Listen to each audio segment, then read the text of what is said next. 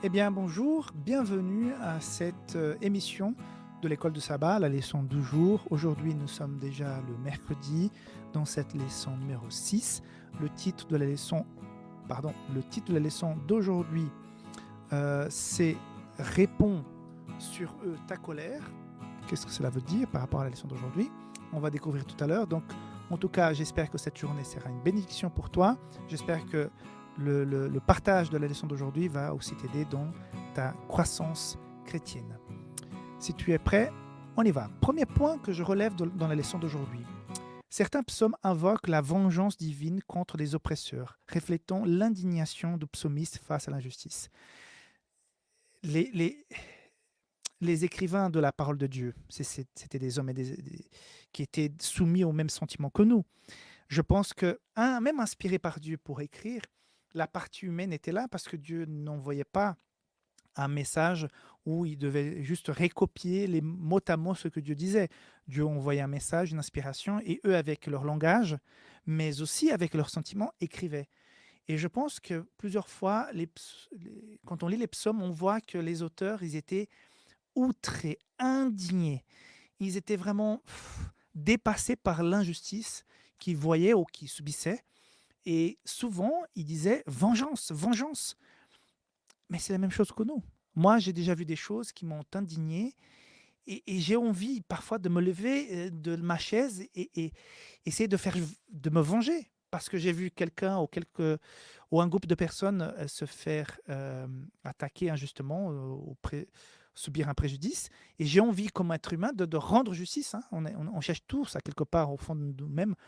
Les enfants tout petits, ils sont très affûtés sur la justice, hein. S'ils voient qu'un autre a eu quelque chose plus qu'eux, ils vont dire, ils vont réclamer.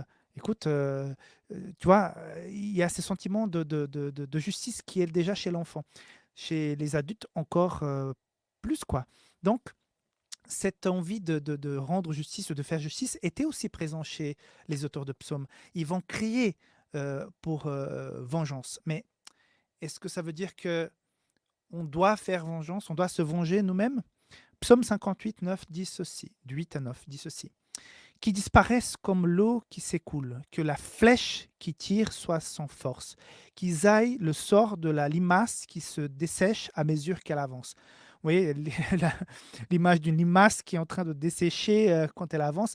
C'est l'envie de l'auteur de faire en sorte que les responsables de cette injustice paye. Et je lis ça, c'est humain. Moi, j'ai pas eu envie que les gens se fassent comme subissent des souffrances comme une limace, mais peut-être pire. C'est humain, mais à quelque part, c'est normal. S'il n'y avait pas cette indignation, euh, ces prophètes, ces personnes qui ont écrit la parole de Dieu, comment ça se passe? Il faut qu'ils soient eux, qu'ils soient vrais. Et je pense que Jésus, par exemple, il était indigné quand il arrive, le temple est pris par des marchands du temple. Il est indigné. Il n'a pas péché, mais il a exprimé son indignation. Donc, il y a cette façon de réagir, de gérer, on va dire, de gérer cette colère qui nous vient, qui est tout à fait normale. Avoir de la colère contre l'injustice, c'est tout à fait normal, se révolter, mais ne pas permettre que cette colère devienne un péché. Parce que, comme on va voir dans la suite d'aujourd'hui, de la semaine, cette vengeance, elle ne nous appartient pas. Deuxième point, toutefois, il confie la vengeance à Dieu et rappelle les avertissements de l'alliance divine. Donc, quand Dieu a fait alliance, il a dit, écoutez, si vous faites ceci, le bien, ça va bien se passer. Mais si vous m'abandonnez, vous serez livré à votre propre sort parce que vous avez choisi de suivre votre propre chemin. Donc, il est en train de dire les avertissements des alliances que Dieu a fait avec son peuple, elles sont toujours en vigueur. Donc, préparez-vous à récolter ce que vous avez semé. Mais par contre, euh, la vengeance, même si tu suis une alliance, un pacte avec Dieu, tu lui es fidèle, tu vas subir des injustices, tu vas souffrir certaines choses. Et parfois, tu auras cette envie de te venger. C'est très simple à parler. C'est très difficile à gérer. Si toi, tu as été déjà victime d'une grande injustice, je comprends que quand on est là sur le feu de l'action, sur le creux de la vague, c'est très très compliqué, c'est très dur. On a envie vraiment de nous venger, de dire des choses, de faire des choses, ou bien de se réjouir si jamais l'autre personne qui t'a attaqué, qui t'a fait du mal, subit, elle, un préjudice. Tu es prêt de sortir, tu es prêt à sortir dehors et crier de joie. Mais ça, c'est de la vengeance. Et là, ce que la leçon d'aujourd'hui veut nous apprendre, nous rappeler, hein, on sait déjà, que la vengeance, c'est Dieu qui la gère, c'est pas nous. C'est Dieu qui gère la vengeance. Troisième point. Le châtiment de Dieu est juste et compatissant. Ouf, on voudrait juste le châtiment, mais il est dit il est juste et compatissant, incitant les croyants à prier pour leurs ennemis tout en exprimant leur douleur. Mes amis, ça c'est dur, ça c'est difficile. Donc Dieu souhaite que nous invite à que nous puissions, même dans la souffrance, dans l'indignation, prier Dieu pour dire, voilà, Seigneur, je souffre ça, ça, je ressens ça, ça et ça. Mais que tu puisses aider cette personne, vraiment que tu puisses changer son cœur. C'est pas une démarche simple, hein. Franchement, c'est pas vraiment simple. Mais c'est possible parce que Dieu est en train de nous inviter à faire. Et s'il est en train de nous inviter à faire, c'est que le Saint-Esprit a cette puissance et aura cette puissance si nous l'autorisions à l'appliquer, à la faire, si nous lui permettons de rentrer dans notre cœur. Il est tout à fait possible qu'on puisse pardonner. J'ai déjà vu des témoignages des gens qui ont pardonné des choses, mais impardonnables, humainement parlant, mais qui ont pu, avec l'aide de Dieu, pardonner.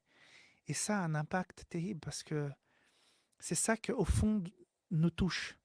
Alors, j'ai déjà vu une fois un témoignage, je crois que c'est d'un père qui a dit à un serial killer qui a tué sa fille parmi tant d'autres personnes. Tout le monde a pu venir là-bas. Je crois que vous connaissez cette vidéo, c'est sur YouTube. Tout le monde vient lui dire les pires atrocités, qui souhaite son mal, qui voudrait qu'il meure et tout ça. Et puis, je crois que c'est un père qui arrive et qui dit, mais voilà, Dieu a travaillé dans mon cœur, je te détestais avant, mais voilà, j'ai pu te pardonner et je te pardonne, reçois mon pardon. Et le gars, c'est là qu'il commence à pleurer. Finalement, quelqu'un a dit quelque chose qui l'a profondément touché parce que comment cette personne peut... Je crois que lui-même, il ne croyait pas que quelqu'un puisse lui pardonner. Et finalement, ce père lui a dit qu'il le pardonnait et ça a vraiment touché cette personne. Donc, vous pouvez chercher ça sur Internet, vous allez trouver. Voilà comme c'est possible. C'est difficile, c'est compliqué. Mais voilà, la vengeance, elle vient de Dieu. Et de notre côté, on peut s'indigner, on peut prier Dieu, lui raconter tout, mais lui dire, écoute, je mets aussi entre tes mains cette personne parce qu'elle ne sait pas ce qu'elle est en train de faire. Ok. Quatrième point, les psaumes assurent que Dieu reconnaît la souffrance de ses enfants et promet la justice à venir. Voilà, les psaumes sont toujours en train de nous donner du courage. Et relève la tête, aie du courage, tu subis des choses difficiles, mais fais confiance à Dieu. Aie patience, ça va bien se passer, ça va bien finir, un jour après l'autre. Aie confiance que Dieu va agir, il va faire sa part dans ce travail. Donc, voilà l'invitation que Dieu nous fait au travers de cette leçon. Il y a une dernière question que je trouve excellente, qui est dans la leçon, je l'ai copiée telle qu'elle. Regarde cette question, je voudrais que tu puisses y réfléchir. Qui n'a pas parfois eu des pensées de vengeance à l'égard de ceux qui lui ont fait du mal ou qui ont fait du mal à ses proches? C'est ton cas? Qu'est-ce que tu pourrais faire avec ça, selon ce que nous avons appris aujourd'hui de cette leçon? C'est donc la question que je te laisse pour que tu puisses réfléchir pendant cette journée. Voilà, que Dieu te bénisse, que tu puisses vaincre tes défis aujourd'hui et que cette journée soit une journée vraiment bénie dans ta vie. À la prochaine leçon. Bye bye.